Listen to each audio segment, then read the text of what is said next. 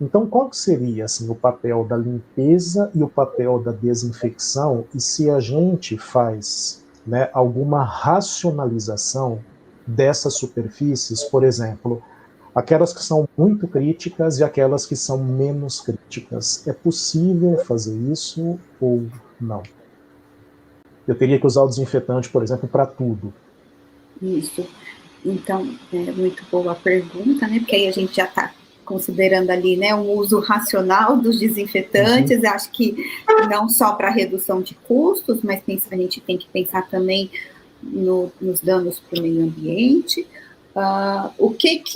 Então, a limpeza, né, consiste ali na utilização de processos químicos, físicos, para a remoção de sujidade, né? Então, eu uso, por exemplo, substâncias que são capazes de dissolver a sujeira, né? De remover a sujeira, mas que, consequentemente, também reduz ali de uma forma significativa, quando realizada com a técnica adequada, reduz já uma quantidade significativa da carga microbiana da superfície, quando a gente está falando de superfície, né?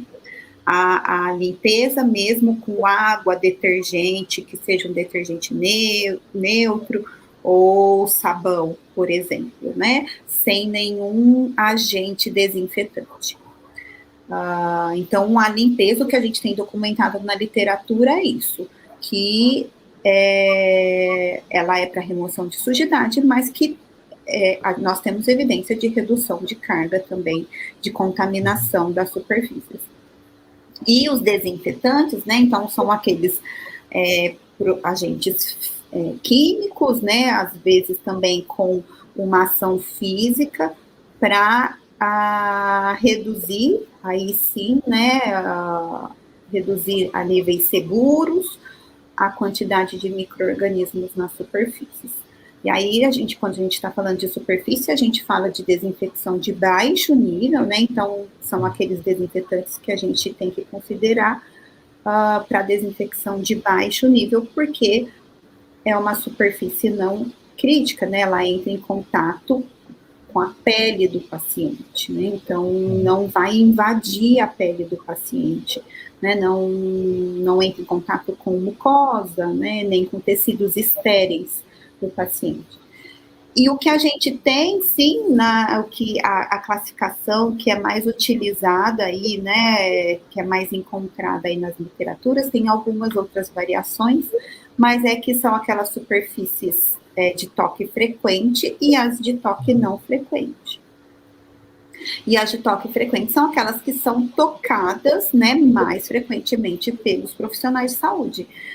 Então, aquelas que são da unidade do cuidado do paciente. Então, mesa de cabeceira, grade do leito, a cabeceira e o pé ali da cama do paciente, mesa de refeições, campainha e controle da cama, por exemplo, suporte de soro. Essas são aquelas superfícies que a gente considera da unidade do cuidado do paciente. E essas, sim, precisam de uma limpeza seguida de desinfecção com uma maior frequência e com desinfetantes mesmo.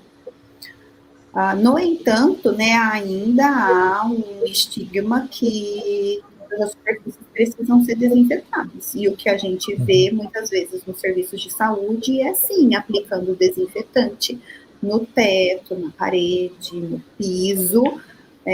No entanto, esses tipos de superfícies, né, eles atuam ali, eles têm um baixo risco de contaminação, considerando tanto que elas é pouco provável que elas sejam contaminadas, né, porque a gente não fica tocando na parede, não há respingo, né, em grandes volumes na parede, no teto, e o piso, por mais que ele seja muito tocado, não pelas mãos, mas pelos pés, o que a gente sabe é que eu descontamino logo, né, segundos depois, ele já há uma recontaminação. Então, o que contraindicaria ali uma necessidade de desinfecção. Mas isso ainda é um estigma, então o que a gente vê muito é que sim, né, aplica-se desinfetante na parede, no teto e no piso.